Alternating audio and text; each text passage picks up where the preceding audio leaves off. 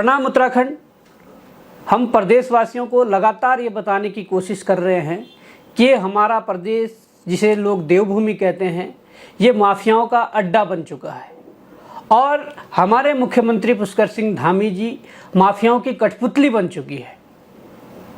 सबसे बड़ी बात यह है कि उत्तराखंड सरकार में जिस प्रकार से 28 मई 2025 को एक कैबिनेट हुई, उस कैबिनेट में ये फैसला लिया गया कि 10 करोड़ तक के जो कार्य हैं वो स्थानीय ठेकेदारों को दिए जाएंगे।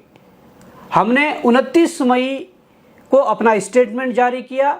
और सरकार को धन्यवाद भी दिया और शंका भी व्यक्त की। धन्यवाद इसलिए दिया कि 10 करोड़ तक के जो काम है वो स्थानीय ठेकेदारों को मिलेंगे। शंका इसलिए व्यक्त की कि पूर्व में जो 5 करोड़ का जो एक मानक रखा गया था स्थानीय ठेकेदारों के लिए, उस दौरान भी कई ऐसे ठेके प्रदेश में आए, चाहे वो रोड सेफ्टी के हो या तमाम प्रकार के ऐसे ठेके थे जो 5 करोड़ से नीचे के थे, परंतु फिर भी स्थानीयों को प्राथमिकता नहीं दी गई। इसलिए हमने शंका व्यक्त की थी कि ये धामी सरकार है, ये मीडिया मैनेजमेंट से काम करती है, ये धरातल पर काम नहीं करती है। ये वोट जोड़ने के लिए इस प्रकार की चीज़ें करती है, ये वास्तविकता धरातल पर काम नहीं करती है। इसलिए हमने 29 तारीख को ही शंका व्यक्त कर दी थी और ये शंका सच हुई, क्योंकि 30 जून को एक आदेश पारित होता है जिसमें वो सारी शर्तें, वो मानक बदल दिए जाते हैं, जिसमें कि हमारा स्थानीय ठेकेदार जो मूल निवासी है, जो उत्तराखंड वासी है, जिसमें कि उसके लिए कुछ जो मानक शर्तें हैं वो बदल दी जाती है, जिससे कि वो अपनी आजीविका के लिए ठेकेदारी करना चाहता है। परंतु जिस प्रकार से इस आदेश के बाद जो 30 जून को निकाला जाता है, उसमें जब देखा जाता है कि निविदाओं में जो टर्नओवर है वो पहले 50% का होता था और इस आदेश ने, इस शासनादेश ने उस टर्नओवर को 200% कर दिया। कितने बड़ी बात है। सरकार कहना चाहती है कि अगर आप 1 करोड़ का काम लेना चाहोगे, पहले क्या होता था कि 1 करोड़ के काम में आपके वार्षिक टर्नओवर 50% होना चाहिए था, मतलब 50 लाख तक की लेन देन होनी चाहिए थी। परंतु इसमें शर्तें ये चेंज कर दी गई है कि अगर आपको 1 करोड़ का काम लेना है तो आपकी वार्षिक जो टर्नओवर है, जो वार्षिक लेन देन है, वो 2 करोड़ की होनी चाहिए। कितना बड़ा दुर्भाग्य है। ये बताया जा रहा है कि अगर आपको 5 लाख का मकान बनाना है तो आपके खाते में 10 लाख रुपए होना जरूरी है। परंतु दुर्भाग्य यह है कि वार्षिक टर्नओवर को 200% करने के बाद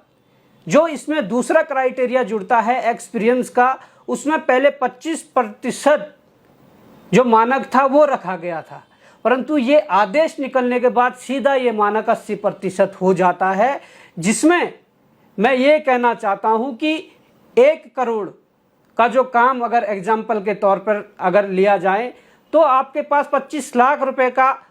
होना आवश्यक है, या इस प्रकार से 25 लाख रुपए तक आपका काम होना वार्षिक कार्य होना चाहिए। और इसके अलावा अब जो मानक चेंज कर दिए गए हैं उसमें सीधे ये कहा गया है कि अगर 1 करोड़ तक का आप काम करोगे तो उसमें 80 लाख रुपए ये मानक रखा गया है। 80% का मतलब मैं ये बताना चाहता हूँ। अब इस प्रकार के मानक क्यों सेट किए गए, इस प्रकार के मानक सरकार क्यों कर रही है? क्योंकि जो हमारी शंका थी पूर्व में कि स्थानीय ठेकेदारों को ये प्राथमिकता नहीं देना चाहते हैं, स्थानीय ठेकेदारों को ये कार्य नहीं देना चाहते, क्योंकि स्थानीय ठेकेदार इसलिए कार्य उनको नहीं दिया जा रहा है कि जो लेन देन की एक परिपाटी प्रदेश में बना दी गई है वो बड़ा दुर्भाग्यपूर्ण है। इस उत्तराखंड में हमारे जो स्थानीय ठेकेदार है वो आजीविका चलाने के लिए ठेकेदारी जरूर करते हैं, परंतु जिन ठेकेदारों के लिए मानक रखे गए हैं, जिन्हें बाहर से बुलावा भेजा गया है, जिन्हें न्योता दिया गया है, वो ठेकेदारी करने नहीं आ रहे हैं, वो ब्लैक मनी को वाइट करने यहाँ पर आ रहे हैं। ये इसलिए मैं बता रहा हूँ कि जिस प्रकार के मानक रखे गए हैं, क्योंकि इस प्रकार के मानक पूर्व में यूपी निर्माण जो निगम है उन्होंने यहाँ पर किए और उनकी जो कार्य की गुणवत्ता थी, मैं समझता हूँ कि वो प्रदेश की सभी जनमानस, सभी अधिकारियों और सरकार के लोगों ने देखी है। ये उसका फल हमारे प्रदेश को मिल रहा है। और 150 से अधिक जो ब्रिज जो प्रदेश के अंदर बन रहे थे, जिन ब्रिजों का जो कार्य है वो स्थानीय ठेकेदारों को दिया जा सकता था, परंतु ब्रिज एंड रूफ कंपनी को ये टेंडर जो दिए, जिसमें 150 से अधिक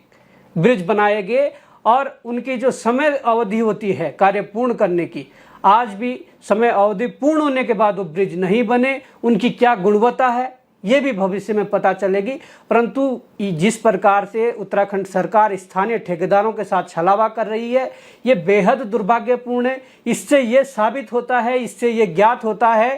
कि उत्तराखंड सरकार कई ऐसे माफियाओं को, कई ऐसे माफिया ठेकेदार जो बाहर से आकर जिन्होंने अपने आप को उत्तराखंड में सुरक्षित समझा है, जो उत्तराखंड में ये सोचते हैं कि हम यहाँ से बहुत कमाई कर लेंगे, उन लोगों को शह दे रखी है और स्थानीय ठेकेदारों को बाहर करने के लिए इस प्रकार के मानकों का प्रयोग किया है, इस तरीके के मानक रखे गए हैं। धामी सरकार ने ये कदम बहुत ही गलत तरीके से इस कदम को उठाया है। ये बहुत ही गलत निर्णय है और मैं कहना चाहता हूँ कि धामी सरकार ने जो ये निर्णय लिया है, जिस प्रकार के मानक रखे हैं, यदि इसको संशोधित करके हमारे स्थानीय जो ठेकेदार हैं उन्हें इसमें न्याय नहीं मिलता है, तो निश्चित ही संपूर्ण जितनी भी ठेकेदार यूनियन प्रदेश भर में है, जो स्थानीय हमारे लोग हैं, उनके साथ मिलकर सरकार का विरोध होगा और इस सरकार को आईना दिखाया जाएगा। जय हिंद, जय भारत, जय उत्तराखंड।